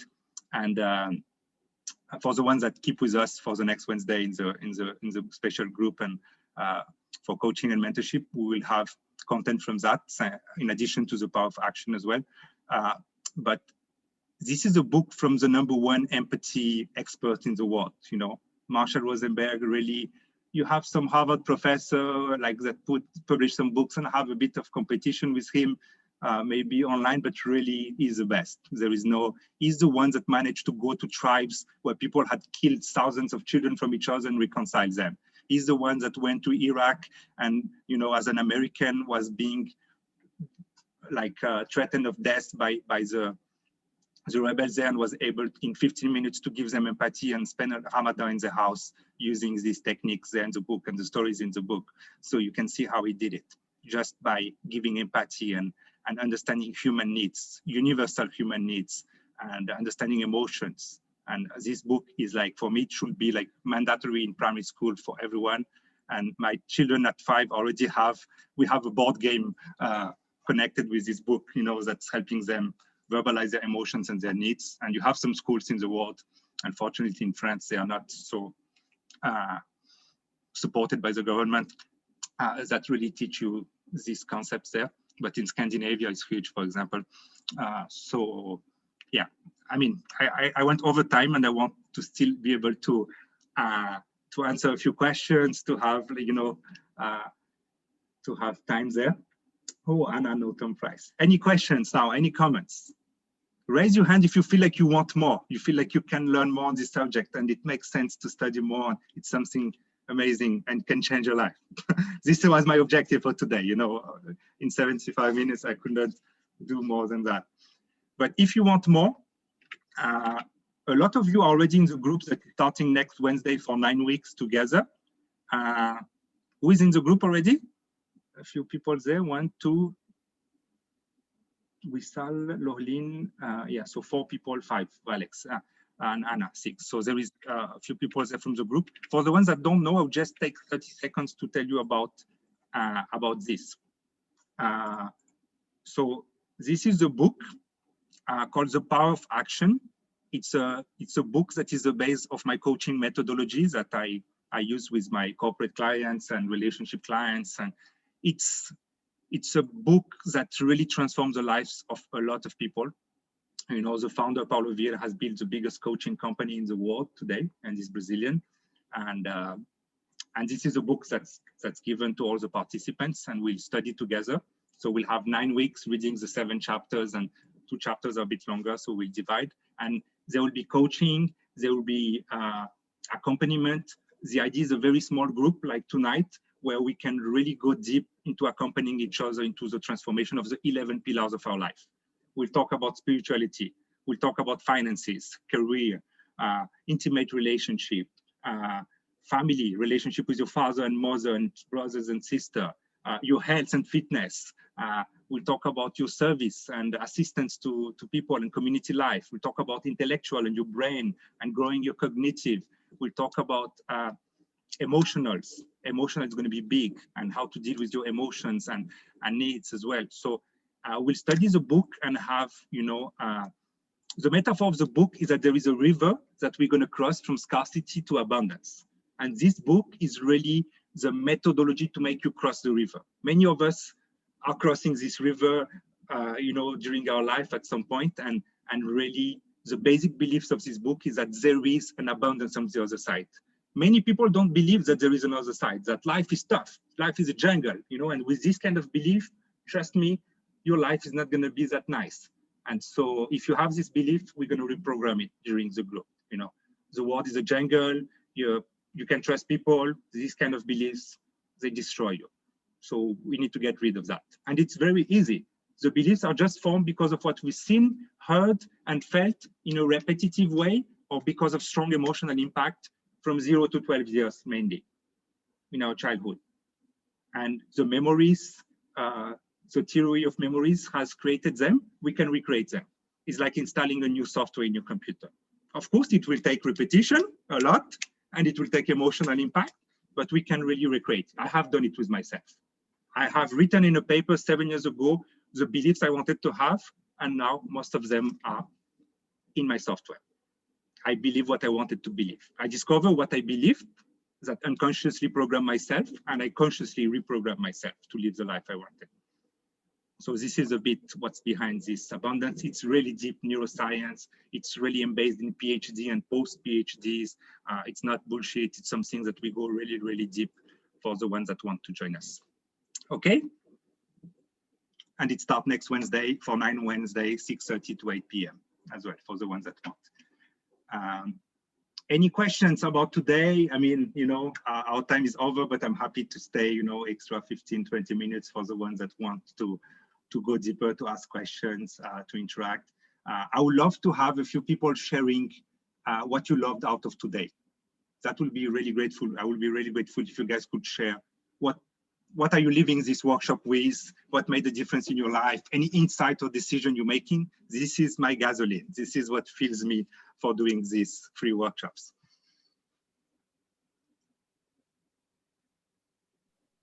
Can I? Yes, please. You can start. So the decision, I think, it's to be more specific when I'm sharing things, to give proper word. For example, my sister asked me things about my personal life, and I'm not really a sharing person, and she took it like I don't have trust in her, or I don't want to share with her, but it's not the case. I just don't have the right word to share things with people. So yeah, especially in my couple. So yeah, the decision would be to be more specific and be more open. Yeah. Can we And have I a think big it applause will for Anna help. for the decision? Every decision has to get some applause from everyone. You know, this is how supportive group works. Well done, Anna. Being more precise and more open, it's a great start. And I know you're in the group, so in 9 weeks, you will see a different woman there. Who else can share decision? I can Yes. share, yeah. For me, it was really amazing. I learned a lot, and I realized most of all that sometimes I was conscious the level where I was, but it just we get used to it, and it's become our new normal. So yeah, it definitely gives me the I want to, yeah, that we really need to do something, and I realize that it can stagnate. I don't know if it's in English. It can stay in the same. If we don't do anything about it, it will get worse. And yeah, so definitely communicate more and work on the favorite ways. Yeah, learn which one is his and work on it. Applause for her. You're going to have a blast in these 9 weeks with us together. Because really, you know what Lydia told me about the expectations management. And she's right, you know, if you became comfortable and where you are, it's better to lower your expectations. You will be less painful. So she's right. Expectation is a way that, but maybe you just were not ready to cross the river. Maybe you didn't have the right tools to cross the river. You didn't practice swimming every day to know how to cross the river. Maybe you don't have the oxygen reserves. Maybe you didn't plan to cross the river at the right stage. Maybe, you know, the flow was too strong and you got taken once and you gave up on crossing the river. But really here is not about lowering expectations. It's about putting them very high, but with the right methodology and scientific base that will help you cross this river. So if you don't understand the science of polarity, the science of nonviolent communication, the values assessment in profound deeply about you and your partners, then yeah, it's going to be a struggle. It's better to lower expectation. But if you're committed to do that, then it's like financial freedom. You know, if you're not going to study finance, buy a house instead of paying a rent. You know, if you're not going to get a financial education, this is the best thing to do in France today. If you're going to get a financial education like me, don't buy a house. This is one of the worst investment you can do, just not to pay your rent. If you know how to make your money work for you, there is so much abundance and possibility to earn much more and to have financial freedom, not buying a house. So that's what I say. I'm going to book a financial workshop with you very soon. That's what I say to people, you know, oh yeah, you know, paying rent is not smart. And yeah, I read 27 financial books in the last 5 years. I can tell you, you know, if you're going to read these books, you won't buy a house. I mean, I will buy a house, but with my passive income very soon. It's different, not with my work and being a slave and close to an employee job, and instead of living my true freedom as a business owner. So there is something there to explore. Thank you. I'm definitely excited about the 9 weeks coming. More sharing, please. More sharing, please. Guys, I need to go. It was very nice being here. We always learn something. Nevertheless, I like this kind of group, this kind of discussion. I think everyone has a little bit of struggle in one time of their lives that they learn, and this chatting, this sharing, I at least I always learn with others' mistake or others' experience, or at least we listen and we analyze and we use what works for us, and this is what actually makes life good. So hope to meet you. I think I know a couple of you guys already, so until next time. I need to go because it's bedtime for my kids. So thank you so much, Carla, for being here. I didn't know you before, so it was a pleasure to meet you, and I know that we are in the same city, so there is no way around. You know, we're gonna meet again and accompany each other in this journey to abundance. Thank you very much. I need to go as well, but Alex, thank you so much for bringing this into my life, because I really love studying self-knowledge, but this kind of subject, it's new for me. I mean, I like to study education, childhood education, a lot of different things, but discover the law, como j'ai oublié como dire en anglais. The way of loving, or yes, I wanna discover this kind of subject in my life, of my husband, my friends as well. Thank you. Thank you, Deborah. Your husband is already a coaching client of mine, so you will get access to a lot of knowledge. So thank you, Deborah, for sharing. Bye, guys. Very grateful to have you in our Nice to meet you guys. Nice to meet you. One more sharing, two more sharing. Let's go, abundance. Or maybe everyone can share, before you go, you have to share actually. I have a question, Alex, because I'm very curious. In fact, something that you mentioned just earlier. And to be honest with you, I have spent quite a lot of time in the past 2 years looking into this topic of negative beliefs. And what you told about, switching from the, that one side of the river to the other.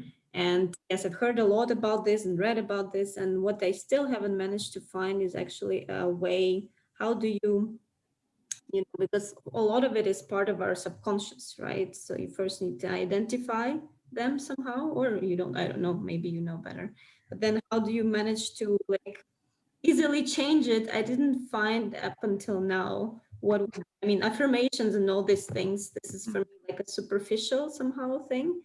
I mean, it can work up to a certain extent, but there's certain things that are so deep within you, some childhood experiences, and then how do you change those? And what do you then, what type of techniques you're planning to use in the course? Is it NLP? Is it a neuroscience? Something? I'm just curious, what is it? Amazing question, Anya. We can see that you spend a lot of energy there to ask such a quality question. Extraordinary. Let me answer quickly. One, most of our beliefs are unconscious. So there is no way we can be aware of all of them. But then when we identify them, and this is what this 9 weeks course is all about, identifying the ones that are limiting you. And then when you're aware that you have a belief that's limiting you, the neural associations that form this belief in your brain, they will never go away. The past will still be there. But by creating new neural associations of the new empowering beliefs that you need, this one will become obsolete. The electrical connection will still be there, but the intensity of it will be so low compared to the other one that it will disappear, as practically speaking. That's what happened to me and many of my clients. But for this to happen, you need a lot of repetition, or you need high intensity, ideally both. And how does that happen? There is two elements. One is internal, the other one is external. So in the internal one, affirmation is part of it. In the internal one, you have to change what you communicate. You have to change your physiology, the way your body stands. Maybe you need to change what you eat as well. And there is many elements there that can change it. But when you change your physiology and the way you speak and everything, your energy is there, the language you use, you need to change your language. That's clear. If you use the same words, you can't reprogram the beliefs. So your neuro-linguistic programming has to, you need to educate yourself first to have new words for describing more positive emotions. There is 5,000 of them. Do you know the 5,000 emotions that exist? We should study that at school before grammar. But I mean, okay, we can study it today and it's accessible to everyone. And human needs, do you understand the need? So you change that, and this changes your thought. So you focus on different things. I always give my example. I'm doing a TEDx in Grenoble in 2 weeks. I'm so excited. And I did my TEDx 6 years ago in Brazil, and I was the last speaker. And when I went on stage, 20% of the people had left. And I said, I'm so happy I'm the last. And 20% left because now I have the real ones that are here to transform. That's how I started my speech. The ones that handled 11 hours of speeches and are here in the end. And I did a speech that was viewed 6,000, 7,000 times and gave me business clients for 3 years. And because I focused not on the empty chairs, but on the people that were there. So, but to condition myself to get there, I had to read books, watch movies, hang out with certain people, so it's also the external one. It's about what I say, what I think about. So you have the passive matrix, which is, do you have a TV in your house? What's playing on it? What music do you listen to? What words does the music have? Is it word about betrayal and man-woman not equal relationship, or it's elevating music? What kind of frequency music waves? Do you meditate? Do you have theta waves coming to calm you down? Do you have, stress and anxiety from people around you? Like, are you in an office where people are stressed around you? There is many factors there that need to be taken into account. So it's not that easy it's easy conceptually. It's just about changing your focus internally and what you communicate to yourself in your mind and externally, and changing the influence around you. Really, it's two things that if you press them at the same time, you will remove the pillars that sustain your beliefs, and you will create a new belief, and you will put new experience and validate it. And then a belief is a self-fulfilling prophecy. So until you have the limiting belief, your life will always happen the negative things. But once you create the new positive one, automatically you become rich. Automatically you become abundant in your relationship. It's self-fulfilling prophecy. So when you have the new beliefs, this is why you know, it becomes crazy. When I didn't have it, I didn't believe it could happen. I didn't believe I could have the amazing relationship I have with my kids and my wife and my business and my health and my spiritual and my parents and my sister. I didn't believe I could have all of that at the same time and do community life service every week for many hours and take care of my spirituality. I thought I had to choose, you know, dichotomy, one or the other. But then when you implant this new belief, it's not even, it's effortless. But building the new belief takes intensity. It cannot just be reading a book a year. You have to read 20 books in a year. You know, this is like, you have to really immerse yourself into the new environment. That's why I'm doing a group to help people support each other and have angels to each other, and have, because you really need to be with other people that are in the same journey. It's like starting a business. It's too hard if no one supports you, your family, your friends, you have no co-founder, it's too much, you know? So that's the same for building new beliefs, really. Did I answer, Anya? Yes, yeah. Thank you very much. Very elaborate. Thank you, Anya. Who else can share? Decision, what are you taking out of tonight? For me, the 5 languages of love was a big discovery. And I believe it will start a conversation with my girlfriend, because we are not on the same level. But this is really good because it's explaining a lot of things. And at the same time, with my parents, I see that they are waiting a lot for. I don't remember the name. The last one, act of service from me. And me, it's different word of affirmation. So it's really funny what you put first in your relationship. So for me, it's a big learning, and I will definitely speak and exchange about it with my people who are close to me. Big applause for Bastien, guys, and for Anya as well. Thank you. Who's next? I can continue on the 5 love languages as well, because I think the way I designed gifts until tonight was the way I thought that was the best, and that was the only one, because it was like gifts that take time, that are customized and so on. And so I expected people to do the same with me, whereas there are other ways of giving love. And so I think I will be more tolerant on how people give me back kind of love. Wow, that's amazing. Thank you so much. Can we applaud Lydia? You know, it's funny because I'm utilitarian. So when you say that, I'm thinking, no, really the best gift is the one where I invest very little time and the person loves it. This is when I'm so happy. I just cross from the office and I see some flowers and I take it and I arrive home and I remembered the good flowers that she loved, and it took me 1 minute and she's so happy. This is the best gift. Yeah, I mean, I have exactly the same kind of story. I remember I was traveling with my brother and we were writing postcards for our friends, and it took him like 5 minutes for 15 friends. It took me like 20 minutes for each friend.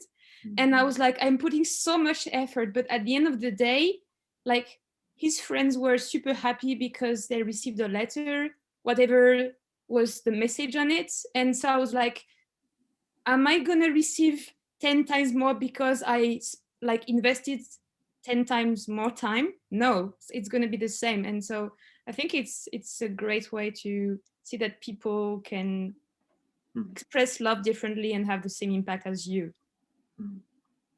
Yeah, it's really transformative, Lydia, when you get to the core of understanding what is it that you need and what the other person needs. You know, it's like it's multiplication by 100.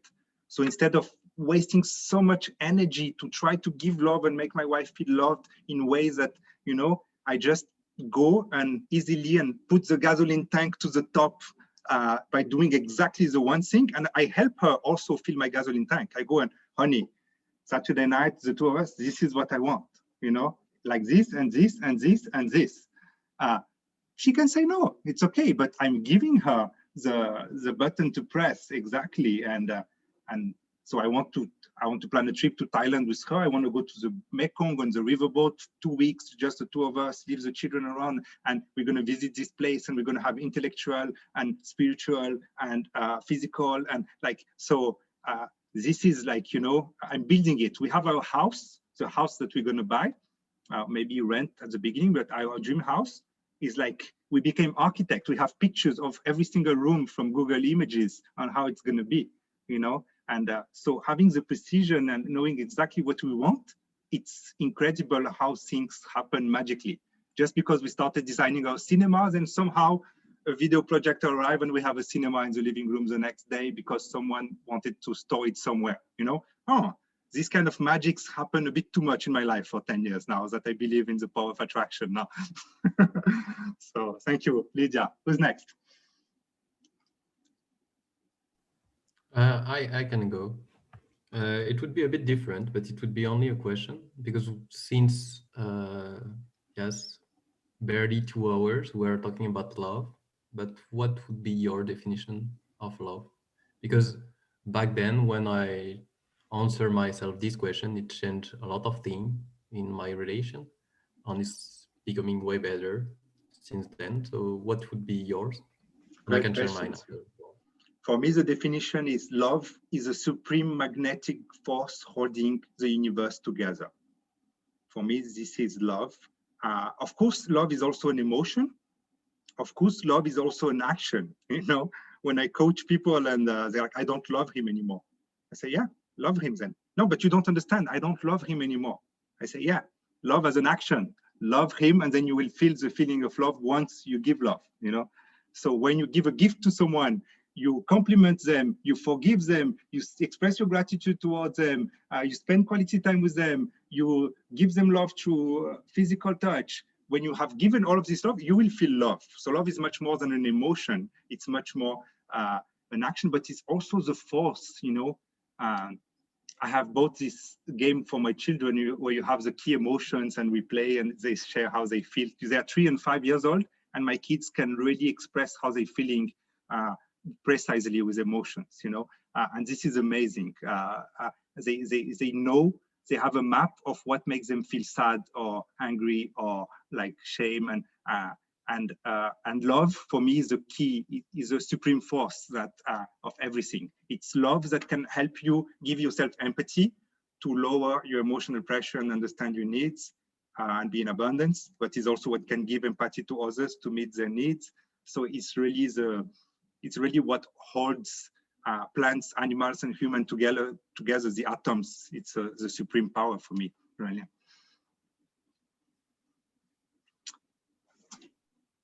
Anna, oh, channel first, go. Sorry, yeah, I'll be quick. So one thing I really got out of this is just understanding the polarity between the feminine and masculine energy. It's something that really interests me, and I feel that it's not really talked about in depth a lot. So it's definitely something that I want to like look in deeper into. Yeah, look deeper into.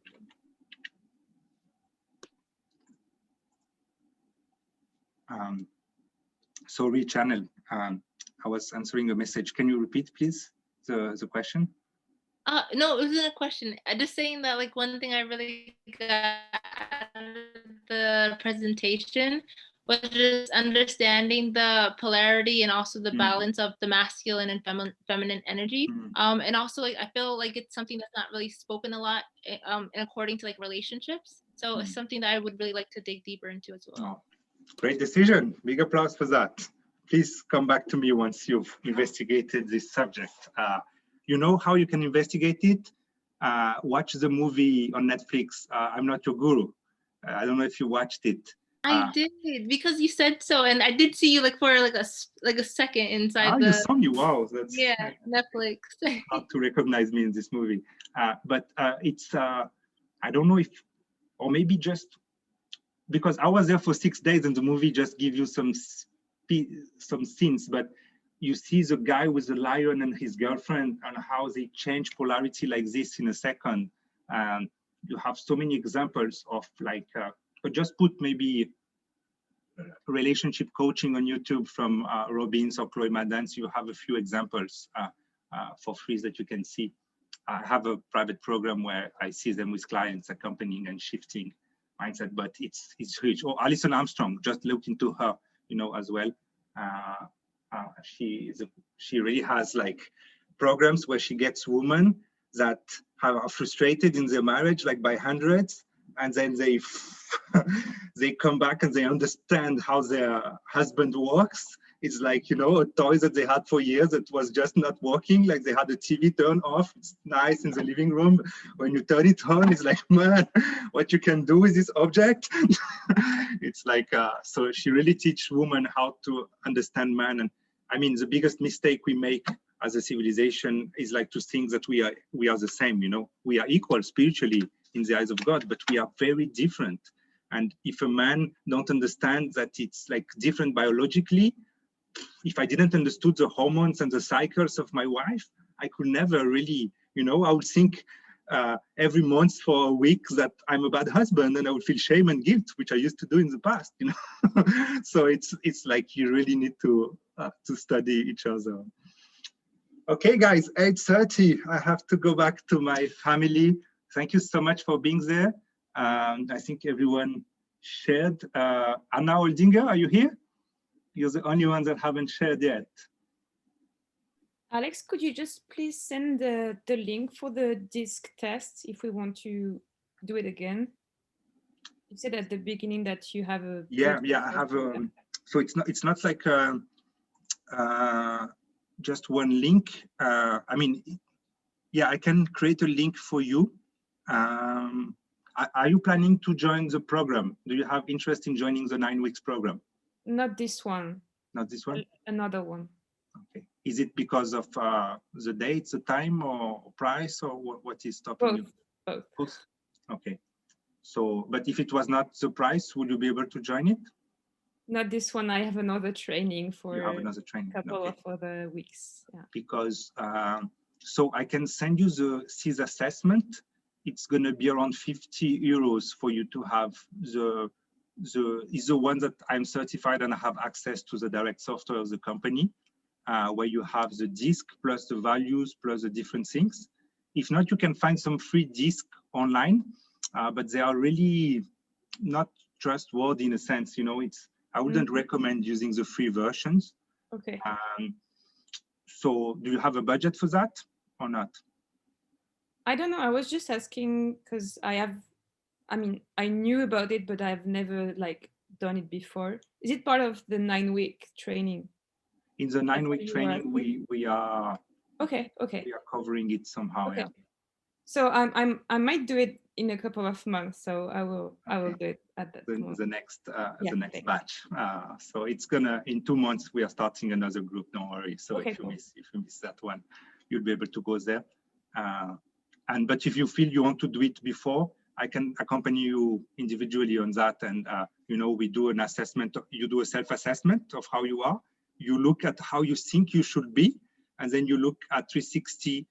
Because it's very important to get the feedback of others, how they perceive you and how they would like you to change, and get it from different friends and family and co-workers from like Genius or wherever you are. And it's very valuable to get these mirrors around and have a bit of like content, and ideally have someone certified that can help you pinpoint really the PDF. It's like a 40-page document, but really go get the golden nuggets inside.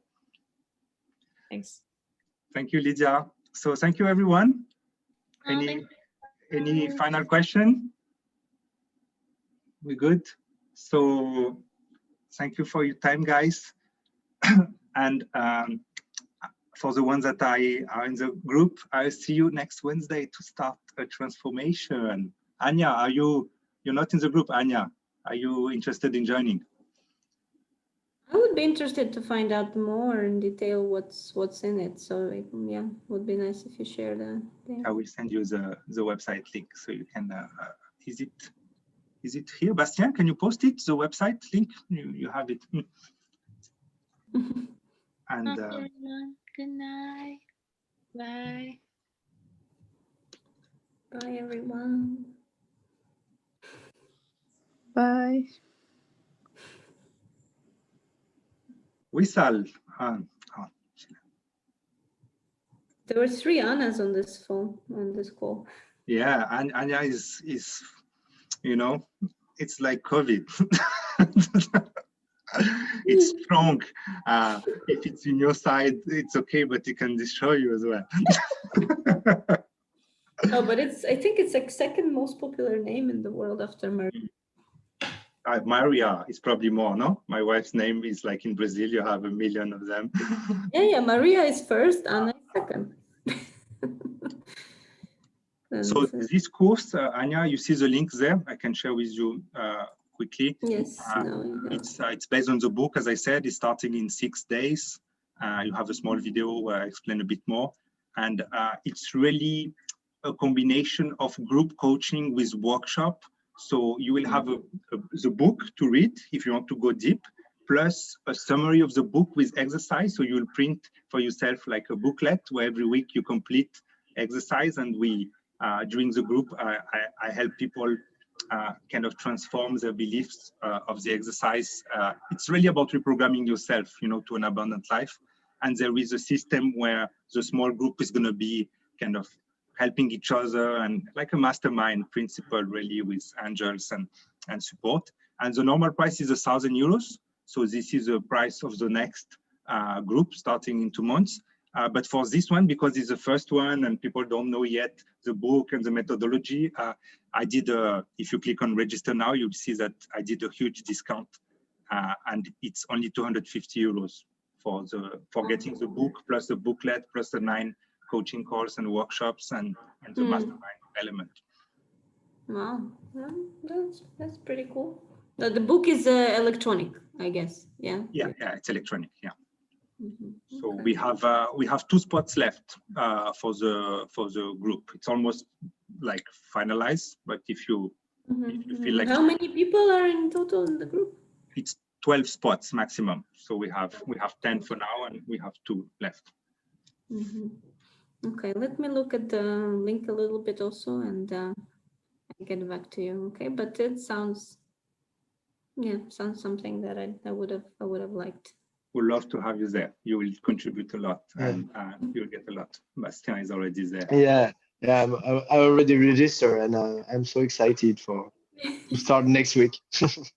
So quite a few French speakers in the. Yeah, actually, a good bunch of them are French speakers. Yeah, I will probably do one in French at some point as well in the future. But I prefer to do in English, where I master more the book and the content. Okay, pretty cool. Okay, let me get back to you on this. It was lovely to see you again. Thank you for coming. I was very touched to see you, and really hope to catch up another moment. I will just have a quick meeting with Bastien, but another moment we can catch up. All right, have a good night, guys. Bye. Bye-bye. Bye. Attends, je supprime Anna Holdinger. C'est bon. Je suis dégoûté qu'Anna, Anna, c'est une femme, elle gère un hedge fund à Londres, quoi. Elle est à Dubaï maintenant, mais c'est vraiment une top. C'est quelqu'un que j'ai toujours voulu coacher, que j'ai pas encore, qu'elle vient de temps en temps regarder les contenus, mais elle m'a pas encore. Mais bon, elle, c'est le genre de personne qui pourrait payer le premium package à 10 000 € sans problème. Ouais.